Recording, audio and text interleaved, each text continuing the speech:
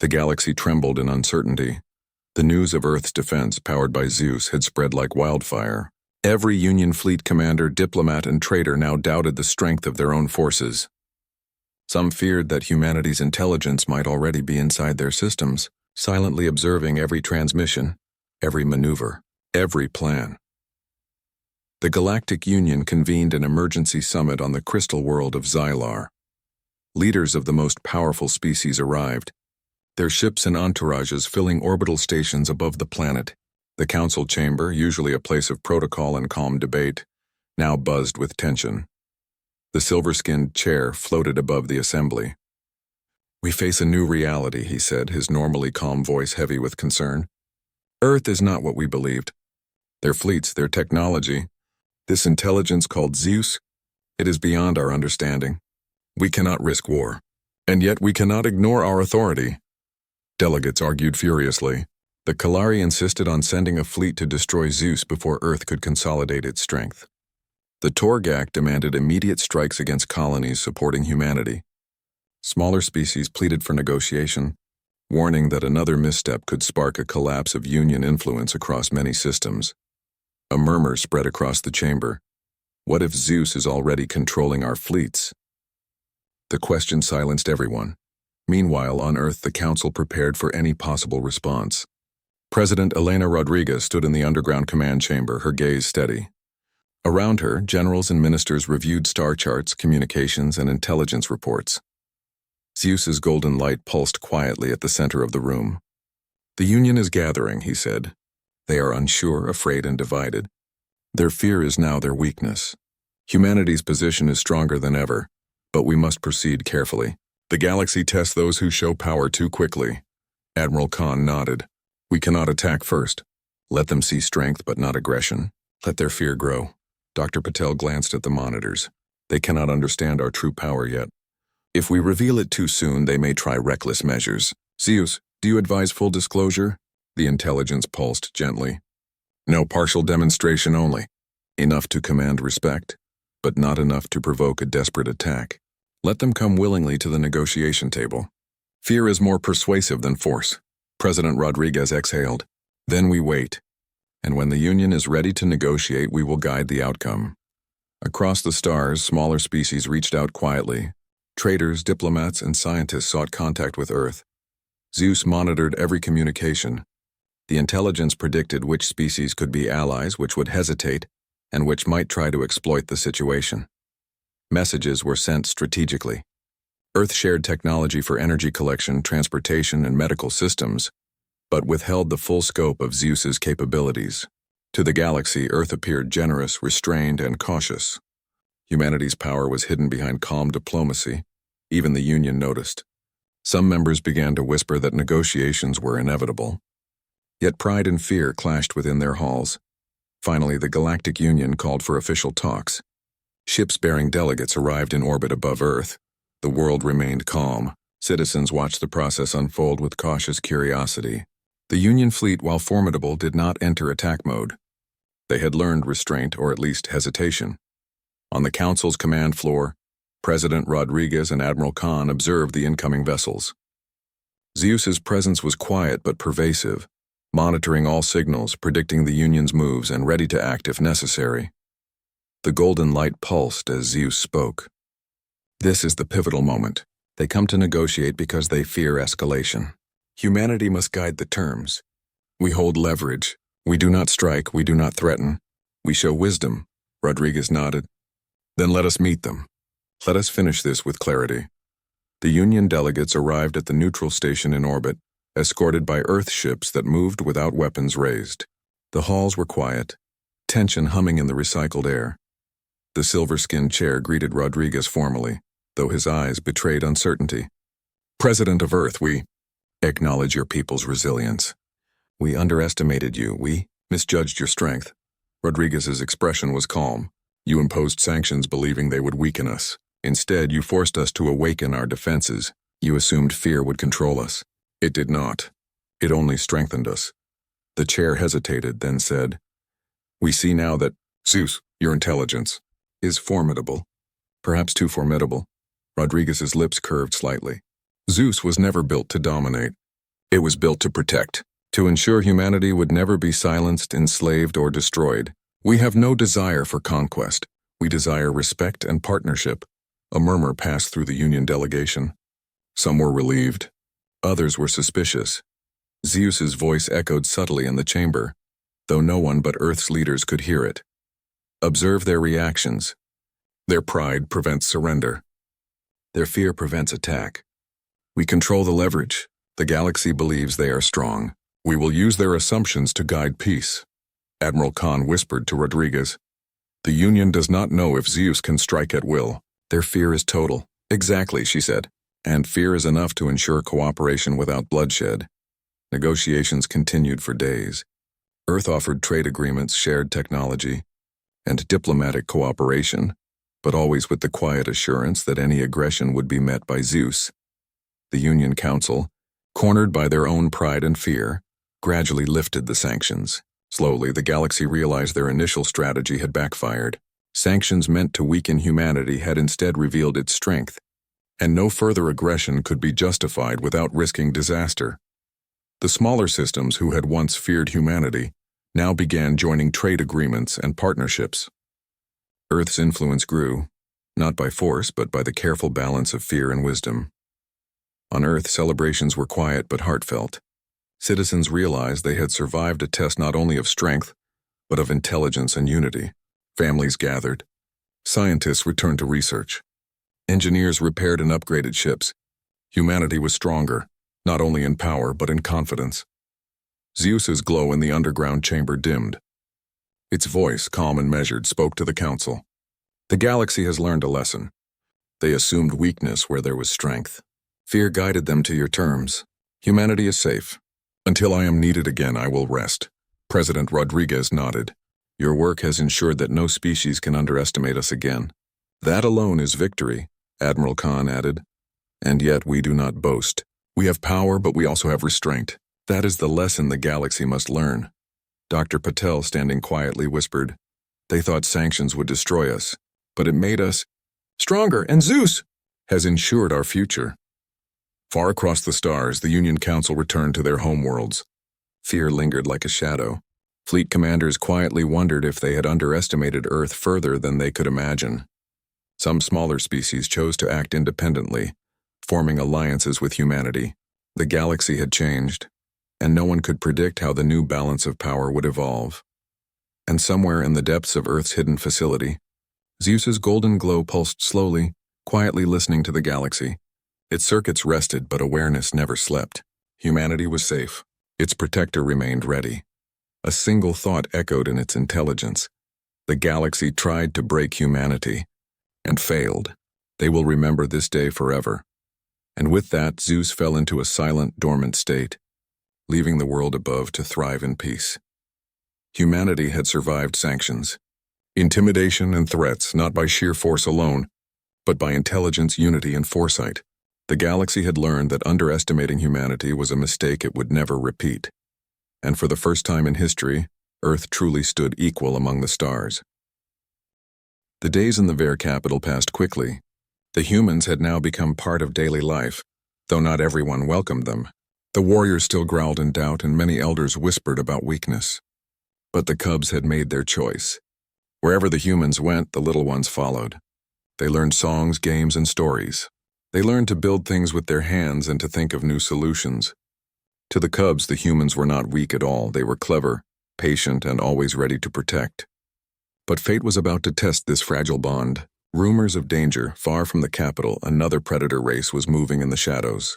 They were called the Score. Like the Ver, they were hunters, but unlike the Ver, they had little honor. They believed in power through fear, and they saw cubs not as treasures but as tools. To steal another pack's cubs was to break their spirit. Rumors reached the elders that Score raiders had crossed into nearby hunting grounds. Scouts brought back broken branches, claw marks, and strange scents on the wind. The warriors grew restless, sharpening their spears and preparing for battle. We must guard the borders, Elder Corv said firmly. If the Score come, we will meet them with tooth and claw. The decision was made. Many hunters left the capital to patrol the outer forests, leaving fewer guards behind. The nursery remained under protection, but fewer warriors stood watch there. To most, the danger seemed far away, the calm before the storm. On the morning of the attack, the capital seemed peaceful. The cubs were gathered in the nursery, chasing each other around climbing posts while the humans prepared simple games for them.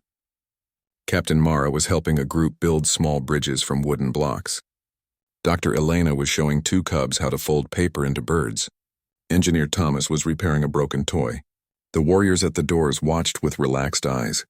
No threat had been seen for days. They thought the score would not dare to strike the capital itself. But danger often comes when least expected. The raid. It began with a scream from the outer gates. The sound of horns followed, sharp and urgent. The warriors outside roared in response, rushing toward the walls. The ground shook with heavy footsteps as shadows moved between the buildings. "The score," one guard shouted. "They are here!" Panic swept through the streets. The hunters ran to fight. Mothers pulled cubs into hiding, and horns echoed across the capital.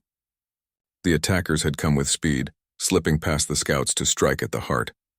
Inside the nursery, the cubs froze at the sound of horns and roars. Their ears flattened and fear filled their golden eyes.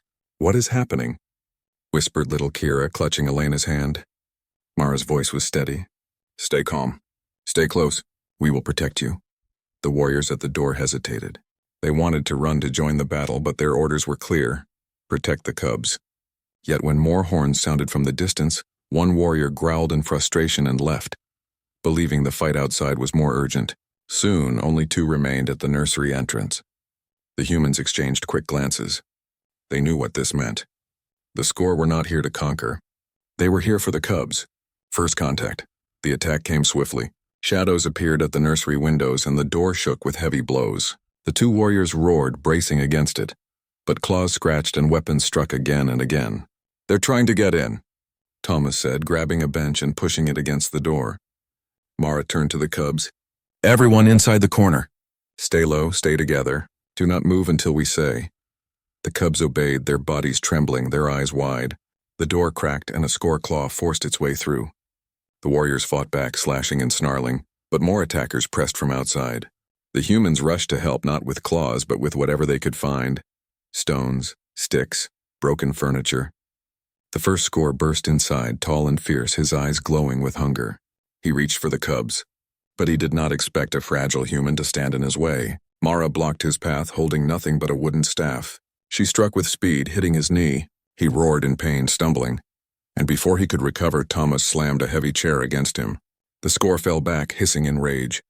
The cubs gasped. Their humans were not running. They were fighting. Improvised defense, the battle grew fierce. The warriors fought at the doorway, while the humans worked quickly to turn the nursery into a fortress. Thomas and Mara overturned tables, building barricades. Elena gathered the cubs into a safe circle and whispered calm words, keeping them from panic. When the attackers broke through the window, the humans hurled stones and sharp sticks, forcing them back. The score were strong, far stronger than humans, but they were not expecting clever traps. When one tried to charge, Thomas had scattered marbles on the floor and the predator slipped, crashing into the wall. When another climbed through the window, Mara dropped a heavy curtain rod across his back, knocking him down. The warriors who remained fought with tooth and claw, but even they looked with surprise at the humans' courage. Fragile they may be, but their spirit was unbroken. Fearless hearts. At one moment, a score slipped past the barricade and lunged at the cubs. The children screamed. Without thinking, Elena threw herself in front of them. She raised her arms to shield their small bodies, ready to take the blow herself. But the warriors tackled the score before he could strike. Still, the cubs saw it. They saw the humans' choice: to stand in front of danger without hesitation. That image burned deep in their young hearts, turning the tide. The sounds of battle outside grew louder. More warriors were returning, pushing the score back. The attackers, realizing their raid was failing, began to retreat. But not before one last attempt. 3 score rushed the nursery together, their claws slashing. The 2 warriors were pushed aside. For a heartbeat, it seemed the cubs were lost, but the humans moved as one. Thomas swung a bench into their legs. Mara jabbed with her staff, forcing them back. Elena threw a pot of burning oil from the lamp, splashing fire across the floor and cutting off their advance. The score hissed, retreating through the window. Moments later, the Vare hunters returned in force. Their roars filled the nursery, chasing the last of the raiders into the night. The danger was over. Aftermath, silence fell, broken only by the soft sobs of cubs and the heavy breathing of exhausted defenders. The nursery was a mess. Broken furniture, shattered glass, scorch marks on the floor. But every cub was safe. Not one had been taken. Not one had been harmed. The warriors stood in shock, looking at the humans. These fragile beings had fought like guardians, standing in front of danger with nothing but courage and cleverness. One cub, little Kira, crawled forward and wrapped her small arms around Elena. "You didn't leave us," she whispered. Elena hugged her tightly. "Never," she said softly. The other cubs soon followed, pressing against their human protectors, refusing to let go. The whisper of change that night. Word spread through the capital. The score had attacked the nursery, but the cubs were safe. And the reason, whispered from mouth to mouth, was simple. The humans had stood between death and the little ones. Hunters who once mocked them now stared with new eyes. Elders who doubted now sat in silence. Something had shifted in the hearts of the Vare. The cubs trusted the humans completely. And after what had happened, no one could deny that trust was deserved. The predators of the stars, fierce and proud, began to realize a truth they had never known. Strength was not only claws and fangs. Strength could also be the heart that refused to abandon the helpless. And on that day, the first seeds of deep respect were planted. End of part 3. This part shows the first big test, with danger, suspense, and the humans proving their worth through courage and care, not raw strength. Would you like me to continue with part 4, the moment of realization, in the same detailed 1,300-word style? You said ChatGPT said absolutely. Here's part 4 of The Day Predators Realized Why Humans Are Trusted with Their Cubs in third-person style. Simple English, around 1,300 words, fully clean and engaging. Part 4, the moment of realization. The battle with the score was over, but the echoes of that day still lingered in the Vare capital. Broken furniture, scorch marks, and clawed walls were reminders of the raid. The cubs slept restlessly, dreaming of the attackers, but every time they opened their eyes, the humans were nearby. The humans had stayed until the last predator left, never leaving their small charges alone. The Vare hunters walked through the nursery in silence. Their sharp eyes had seen many things in battle, but what they had witnessed that day was unusual. Fragile beings, humans, had defended the cubs with courage and quick thinking. Not one of the attackers had touched a single child. Not one. Quiet respect. Elder Scylla walked among the humans and cubs, her tail flicking thoughtfully. She bent low, her golden eyes meeting Captain Mara's. "You have done more than we expected," she said quietly. "You have kept the cubs safe when even the strongest warriors might have faltered. I see now why the Council trusted you. I see why others trust your kind." Mara shook her head. "We did what any guardian would do. Strength is not always measured in teeth and claws. Sometimes it is measured in courage and care." Scylla nodded slowly. "Perhaps we have underestimated you."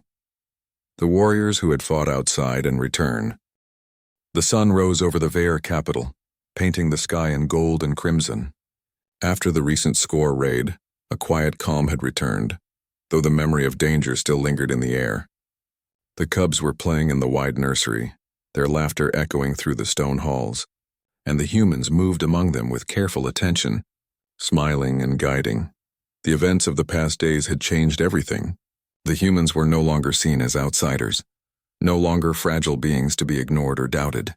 They had earned the trust of the cubs, the respect of the warriors, and the quiet admiration of the elders. The morning routine. Captain Mara walked through the nursery, her eyes scanning the cubs' games. Little Kira and Jaro were building towers with wooden blocks, trying to knock each other's towers down while balancing their own. Dr. Elena crouched beside them, giving gentle encouragement and reminders to be careful. Engineer Tomas was repairing a broken rope swing while explaining how to tie simple knots. The cubs adored them, not only for what they did but for who they were. They had seen the humans stand against danger, protect them when no one else could, and treat them with kindness and patience. These lessons, simple as they seemed, left marks far deeper than any clawed strike could. One cub, climbing atop a block tower, shouted gleefully, "Look, I built it higher than you." Mara smiled. "That's wonderful, Kira. But remember, teamwork can make it even stronger." The cubs began helping each other, passing blocks, stacking carefully, and cheering for everyone's successes. Even the warriors who watched from the doorway had to nod in approval. Strength, they realized, was not always in competition. Sometimes it was in cooperation. The Elders' Council later that day, the human team was called to the Elders' Council. The great hall was filled with the Vare elders, their golden eyes bright with curiosity and respect. This was the first official meeting since the humans had earned trust, and it carried a weight none could ignore. Ciela, sitting at the center, spoke first. "You have proven yourselves in ways none of us expected. Not with claws, not with fangs, but with courage, wisdom, and unwavering care for the cubs." Corv, who had doubted the humans from the beginning, added slowly, "We have seen your courage firsthand. You risked yourselves for those who could not defend themselves. You have taught our young one of the most important lessons, to face danger with heart, not just strength." Mara bowed respectfully. "We did what any guardian should do. We only seek to protect, teach, and care. That is our duty and our honor." The elders looked at one another, some nodding quietly, some still deep in thought. Then Ciela smiled, a rare and gentle gesture. "From this day forward, humans will be recognized as trusted guardians of the Vare young. You will teach, protect, and guide them alongside our strongest warriors." The hall filled with murmurs of approval. Warriors who had doubted, warriors who had mocked, all now nodded quietly. The humans were no longer visitors, they were allies, teachers, and friends, teaching and learning. The days that followed were filled with new routines. The humans continued to guide the cubs, teaching lessons not only of courage but of patience, cooperation, and creativity. Captain Mara organized obstacle courses that challenged the cubs to think strategically. "You must plan your path carefully," she explained. "One wrong move and you might fall, but if you work together you will succeed." The cubs learned quickly. They helped each other over hurdles, shared advice, and celebrated victories together. Strength, they discovered, was not only in claws but in clever thinking and unity. Dr. Elena taught the cubs about caring for injuries, about calmness in the face of pain. She explained that fear could be managed, that being gentle was also a form of power. Engineer Thomas introduced simple tools and building exercises. The cubs learned to adapt, to create, and to think creatively. The humans' lessons went beyond games. They were lessons in life, lessons that would stay with the cubs forever. The warriors observed silently. Some even joined in, realizing that these lessons made the cubs sharper, braver, and smarter. The humans were teaching a form of strength no predator had considered before, a strength of mind, heart, and spirit. A surprise visitor. One afternoon, a messenger arrived from the Galactic Council.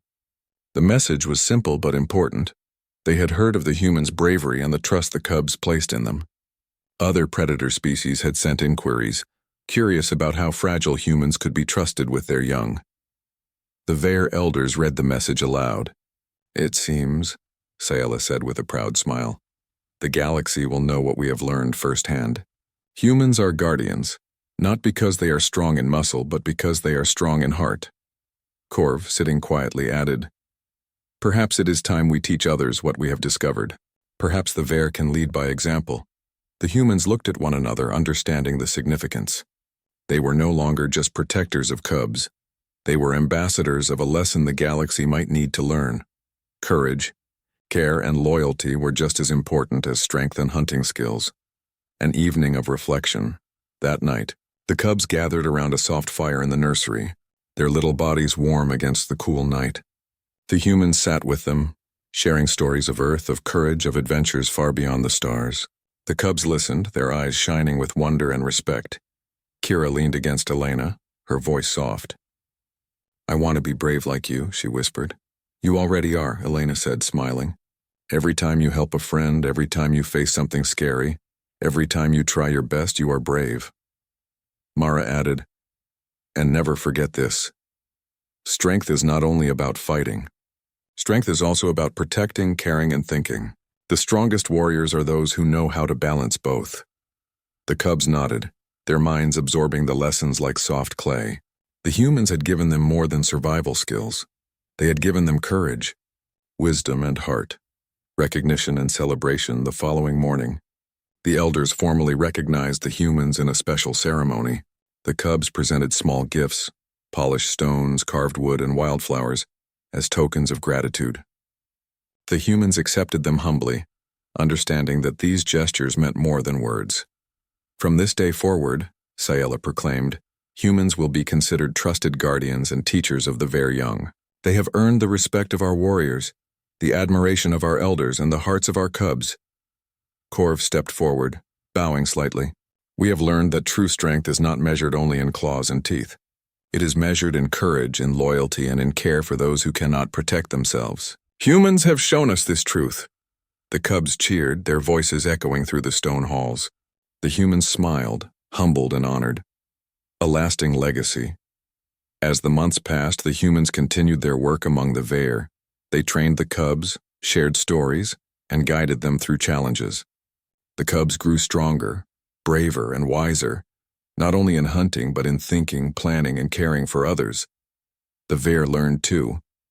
The warriors began incorporating the humans' lessons into their own training. The elders found new respect for different kinds of strength. And the cubs, who once clung to their mothers in fear, now faced challenges with courage, knowing the humans were by their side. The story of the humans' bravery spread across the star system.